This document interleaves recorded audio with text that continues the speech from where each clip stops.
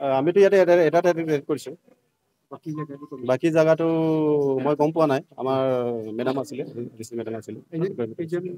এতিয়া আমি ছোৱালী পাইছোঁ 7জনীমান আৰু ল'ৰা পাইছোঁ 3জন ল'ৰা পাইছোঁ। পালাৰ গৰাকীটো এইটোকে মনিৰুল মনিৰুল মনিৰুল তেওঁ এইটো মানে পালাৰটো চলাই আৰু এইটো কি ৰয়েল স্পা পাৰ্লাৰ। ইলিগেল কাম হয় বুলি আমি গম পাই আহিছিলোঁ আৰু তেনেকৈ পাইছোঁ আমি কিছুমান আপত্তিজনক বস্তু পাইছোঁ আৰু স্পাই আছে নেকি আপোনালোকৰ? হা স্পাই আছে নেকি? হা আপোনালোকৰ স্পাই আছে নেকি? নিশ্চয় আছে নিশ্চয়। কোকৰাঝাৰৰ বহুত বিউটি পাৰ্লাৰ আছে, এনেকে বেয়া কাম চলি থাকে নেকি? নিশ্চয় খবৰ আহি থাকিলে আমি একশ্যন কৰি থাকিম। যিমান খবৰ পাই থাকিম তিমানে আমি একশ্যন লৈ থাকিম। Thank you. চেণ্টাৰৰ এইফালে চেণ্টাৰ আছে হা, মই দেখিছোঁ এখানে বহুত বেয়া কাম হৈ আছে। এইফালে বহুত চিজ কৰিছে।